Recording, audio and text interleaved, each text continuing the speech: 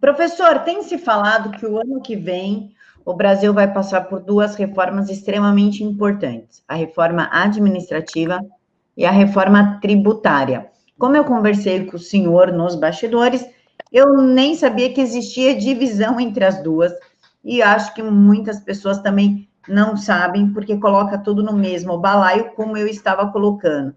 O senhor pode explicar para a gente o que é a reforma administrativa, o que é a reforma tributária e por que ela é tão importante para o país? A reforma tributária e a reforma administrativa são duas coisas separadas. Por quê? A reforma tributária passa pelo valor do imposto ideal que deve ser cobrado das famílias e empresas para manter a máquina pública funcionando. Especula-se que a reforma tributária, porque assim, a reforma tributária que o governo, existem duas reformas tributárias que estão transitando no Congresso.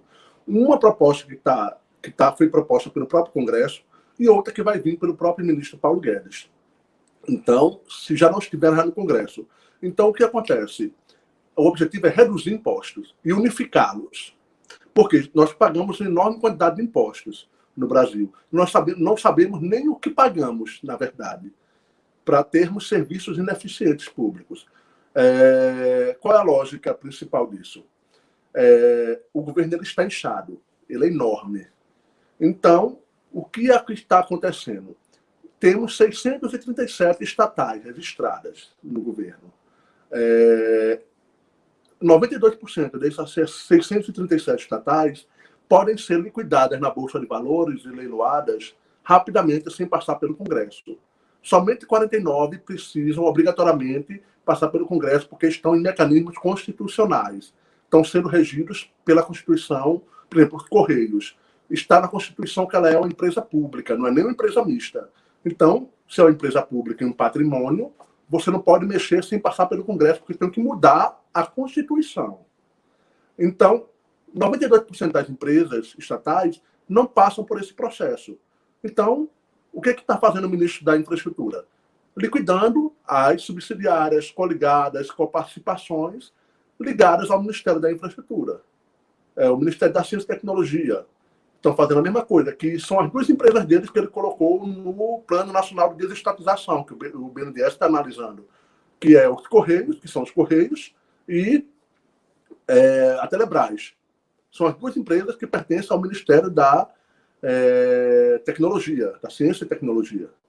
Então, o que acontece? Para você ter uma ideia do que é ciência e tecnologia, como a gente está atrasado nesse processo. Então, o governo está liquidando as subsidiárias.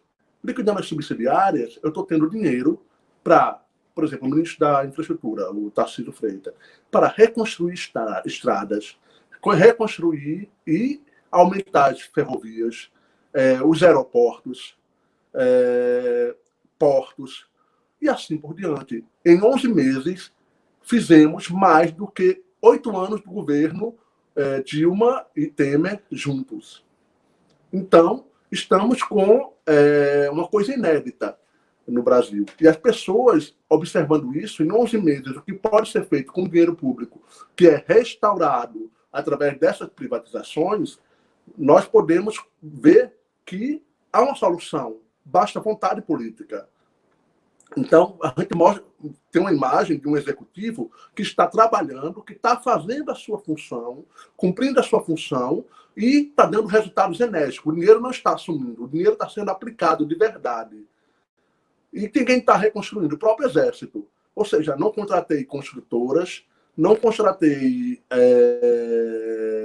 Camargo Corrêa, Odebrecht, que foram focos de corrupção. Então, a gente está com o Brasil totalmente sendo restaurado por venda de subsidiárias, não precisa aumentar um centavo do nosso imposto, e assim vai. E nesse processo, se ele for aumentando ainda mais esse dinheiro, e outro ponto também, a reforma administrativa que está ligada aos estados, isso aí eu vou falar daqui a pouquinho, que é outro fator que vai dar um alívio para o governo federal.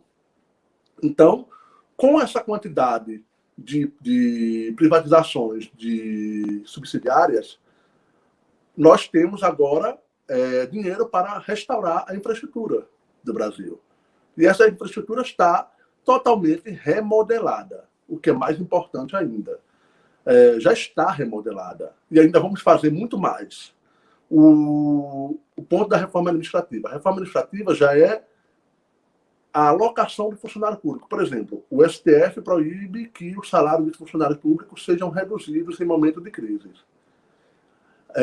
A reforma administrativa impõe que esses salários, uma das regrinhas lá da reforma administrativa, que foi lançada agora, a última, ela impõe que o salário do servidor público pode ser reduzido em 20% ou 25% em caso de crise. É melhor ficar com 25% a menos do que ficar com zero. Mas somente um governo irresponsável se endividaria novamente. Porque o governo atual não está se endividando. Não temos um cenário em que vamos ter que reduzir salários. Nós não estamos mais em processo de crise. Em processos de problemas sérios na economia. Estamos saindo dele, estamos num ciclo ascensional do ciclo conservador, na fase ascensional, na verdade. Então, não tem por que temer isso. Somente um governo irresponsável faria com que os servidores públicos pagassem, com redução de salários, escolhas que eles mesmos fizeram. E outra coisa, está diminuindo o tamanho do Estado. A lei de liberdade econômica veio para o setor privado, mas para o setor público não tem uma lei de liberdade econômica. Ela está presa em burocracias. Ela está presa em regras que sem sentido. Para se ter uma ideia, até para adquirir água mineral numa universidade pública, que eu sou professor de universidade, da Universidade Federal de Pernambuco, você precisa ter uma empresa com licitação, com autorização para vender água mineral no campus.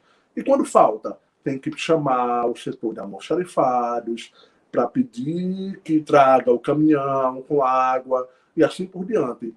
Isso leva uma semana sem água. Você tem que pagar por sua água, comprar sua água, quando a universidade poderia disponibilizar essa água. Então, esse é o problema da máquina pública. A reforma administrativa dá essa liberdade para que tudo transite com muito mais facilidade. Existem outros detalhes que vão ser reformulados pelo Congresso. Então, não adianta a gente falar agora, porque a gente poderia estar exacerbando os limites do que o Congresso poderia fazer. Então, e outro ponto importante, os estados na reforma administrativa. O governo vai liberar imensas quantidades de recursos para os estados organizarem, fazerem suas reformas administrativas até 2026. Na pauta da reforma administrativa está galgada essas regras. Então, até 2026 vão ser liberados. A partir de 2026, a PEC estando aprovada nesses moldes, porque isso pode ser remodelado pelo Congresso, é bom frisar isso, nós vamos ter a União vai estar proibida de ajudar cidades e municípios. Então, se eles pegarem esse dinheiro, eles vão parecer que estão ricos, milionários. Mas não, é para eles se reorganizarem. Organizar a previdência deles, organizarem o pagamento, a folha de pagamento deles, enxugarem suas máquinas e assim por diante. A responsabilidade vai chegar até no município, o que já era saudável e deveria acontecer. Menos Brasília e mais Brasil. Cada município, cada estado vai ser responsável por si. Então, a partir de 2026, o Estado não poderá, a União, não poderá mais ajudar nenhum município, nenhum estado da federação. Eles vão ter que se virar sozinhos, se eles não fizerem o dever de casa. Eles vão ter dinheiro como nunca. Agora vão precisar usar com responsabilidade. Então, aí é que está. O que é que nossos políticos querem? Qual é a conscientização que eles têm sobre isso? E outra coisa, o que é que a sociedade quer? Porque a sociedade aprendeu que o governo salva. O governo é o pai de todos nós. O que é uma falácia.